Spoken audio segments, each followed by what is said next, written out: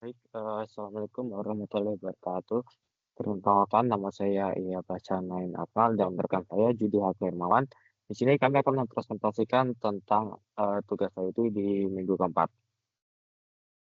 Jadi untuk sebelumnya kami itu disuruh untuk memilih teknologi IoT mana yang paling berpengaruh.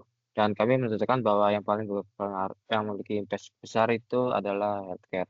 Nah, kenapa healthcare? Karena IoT di bidang kesehatan sangat penting dikarenakan memungkinkan pemantauan pasien secara real time tanpa harus berada di rumah sakit. Teknologi ini membantu dokter mengambil keputusan lebih cepat dan akurat sehingga dapat menyelamatkan nyawa. Jadi karena hubungannya dengan nyawa tuh, maka bisa disimpulkan bahwa ini itu penting banget dan sangat berimpact. Dan yang kedua, kedepannya itu bagaimana smart healthcare. Perkembangan IoT di bidang kesehatan terus meningkat dengan hadirnya perangkat wearable yang semakin canggih dan terhubung dengan cloud. Selain itu, dengan kecerdasan AI membuat analisis data kesehatan menjadi lebih cepat dan personal. Nah, soalnya untuk impact-nya sendiri, yang pertama itu bisa dicontohin untuk pemantauan kondisi tubuh secara real time. Jadi semisal nih, seorang pasien menderita jantung menggunakan smartwatch yang memantau detak jantung 24 jam. Nah, jadi ketika detak jantungnya tidak normal, perangkat langsung mencatat dan memberi notifikasi ke aplikasi kesehatan yang di mana notifikasinya bisa dikirimkan ke rumah sakit atau dokter terkait dan juga keluarga. Nah, selanjutnya bisa deteksi dini penyakit. Maksudnya gimana? Semisal, lansia memakai wearable health monitor yang mendeteksi penurunan kadar eee, oksigen darah secara tiba-tiba. Nah, sistem ini bakal langsung mengirimkan peringatan ke dokter juga atau ke keluarga melalui aplikasi. Jadi, sebelum terjadi hal yang tidak diinginkan, bedanya kalau yang sebelumnya itu secara real time, kalau ini tuh fungsinya lebih ke mencegah aja. Nah, selanjutnya akses layanan kesehatan di daerah terpencil. Jadi, semisal pasien di desa terpencil menggunakan alat remote pasien monitoring untuk mengirim data tekanan darah dan kadar gula ke rumah sakit kota. Nah, eee, selanjutnya dan terakhir mengurangi kepadatan di rumah sakit. Jadi pasien pasca operasi bisa memakai kayak smart pass gitu, yang memantau suhu tubuh dan detak jantung dari rumah. Nah, dokter tuh bakal manggil pasien jika ada indikasi masalah aja, kalau nggak ada apa-apa ya nggak usah ke rumah sakit gitu. Jadi kayak mengurangi kepadatan rumah sakit. Mungkin selanjutnya bakal dilanjutkan oleh rekan saya yaitu Willy. Sekian dari saya.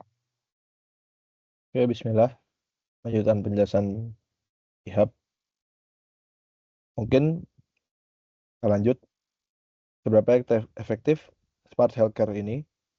Nah, IoT di sini memungkinkan pemantauan pasien secara real time, menurunkan risiko keterlambatan penanganan, serta meningkatkan akurasi diagnosa dan keamanan data kesehatan. Nah, pemantauan via vital sign juga dan wearable devices berbasis IoT terbukti meningkatkan keselamatan pasien lansia, mencegah komplikasi, dan mempercepat pengambilan keputusan medis pada kondisi darurat. Selain itu, IoT dalam manajemen infus dan monitoring alat kesehatan secara real time telah meningkatkan efisiensi kerja perawat serta mencegah kehabisan alat dan kerusakan peralatan secara signifikan. Nah, apa buktinya?